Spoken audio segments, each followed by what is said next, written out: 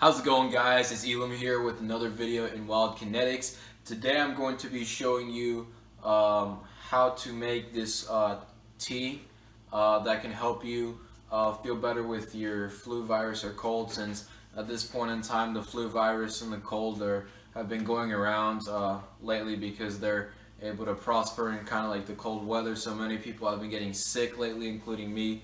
I was sick before too. So this tea will help you feel better. I would recommend you to take this tea at night before you go to sleep. Just drink the tea and then you'll feel much better at night when you're sleeping, and maybe you'll be able to sleep more comfortably, and maybe it will help you recover faster. And then not only am I showing you how to make this tea, I'm also going to be putting some meat in soaked in the tea. That will give it a real nice flavor. Obviously, you don't have to be sick in order to eat this, but it's a really good flavor for this meat that we're gonna fry, and we're gonna soak it into the tea. So let's get started. Here we have all our basic ingredients. So to make the tea, just ignore the meat for now. We need some ginger, decent sized chunk, as you can tell. We got like 1 clove of garlic right here, or maybe half a clove or so.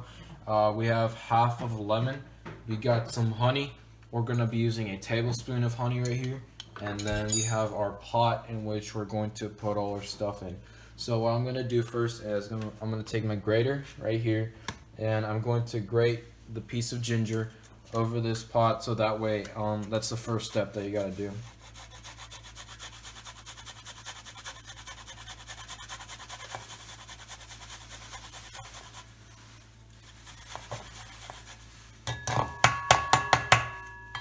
Getting a decent amount in there. I have to kind of tap the grater against the pot to make sure that it's actually going outside and it's not being stuck to the grater. If you're using this grater, make sure to keep your fingers as far away from the blades as possible. Try not to cut yourself, because there's always safety first, remember? Oops, my finger slipped there, but just make sure you keep a firm grip on it.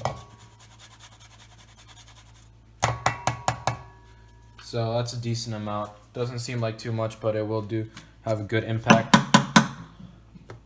on the tea. So now, next what we're gonna do is we have some boiling water. So after you do this, you wanna have some water boiling in the stove. So here we have some water that's already boiling really good. We're gonna take that water really carefully, and we're gonna go over here and we're going to pour it into the pot. So remember, first grate the garlic on the pot, on the dry pot, and then pour the boiling water over the pot. So, I mean the ginger, my bad. So first, put the ginger into the dry pot and then pour the boiling water into the pot. So now, I'm gonna turn the stove off real quick for safety reasons. And then now what we're going to do is we're gonna take our clove of garlic and we're going to grate that onto the boiling water with the ginger.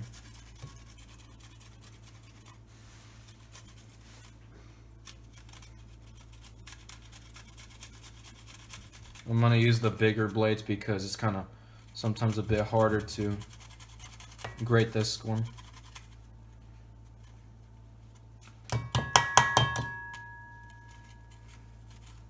Now I'm going to use a smaller blade because it's getting smaller, a bit smaller.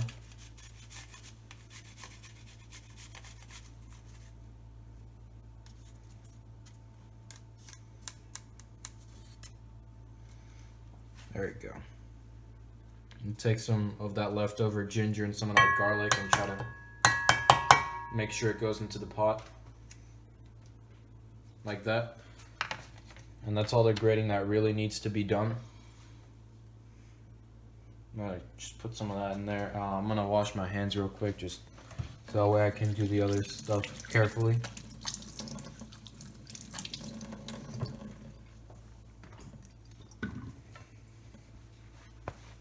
Alright, next step is we're going to take our half lemon, so not the whole lemon, just half of it, and we're going to squeeze it into the pot with boiling water, ginger, and the garlic.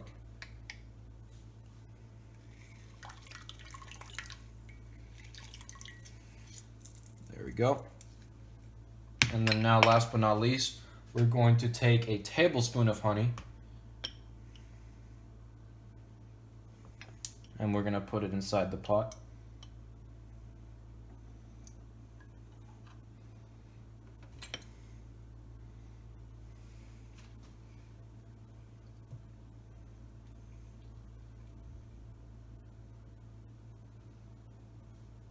There we go, now it's basically inside the pot. And then now I'm gonna kind of stir the ingredients around to make sure they're evenly distributed. Alright, there we go. So if you stopped right here, you would basically have the tea that you would drink if you have the flu virus or if you have the common cold, and it should be a good remedy to kind of stop your suffering at least for a while and to help you heal faster. So now the next step is to take our meat right here. So we have decent sized chunks of meat. What you would do first is you would take a fork or a toothpick and just poke some holes into the meat, which has mostly already been done already. So the main purpose of that is so that way the meat will soak up the tea much better. So now what I'm going to do is I'm going to take my meat and put it inside the tea.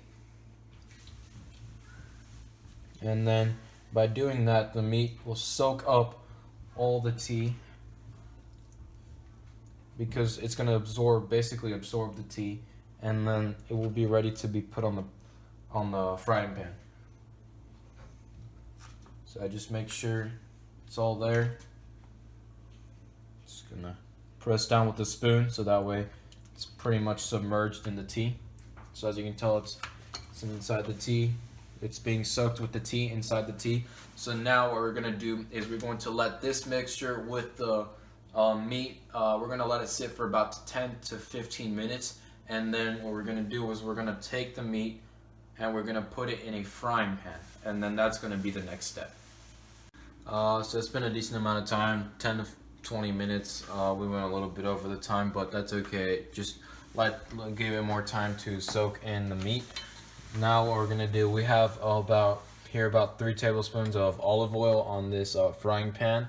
It's a decent sized frying pan, pretty big. So what we're gonna take our meat and then we're gonna put it there. So I'm gonna use this spoon so that way when I pick it up, it doesn't take the tea with it. So I'm gonna pick up my meat here, kind of let it drip, and then put it inside the frying pan.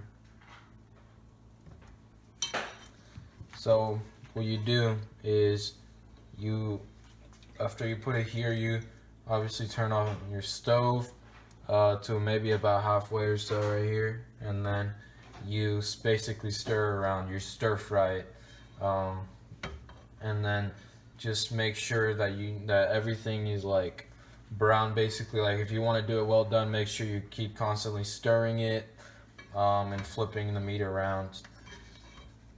You can get these last pieces of meat right here. Yeah, so just kind of want to spread out the meat a bit. I'm going to use this spoon for stir frying, so just going to kind of spread it out across the entire pan.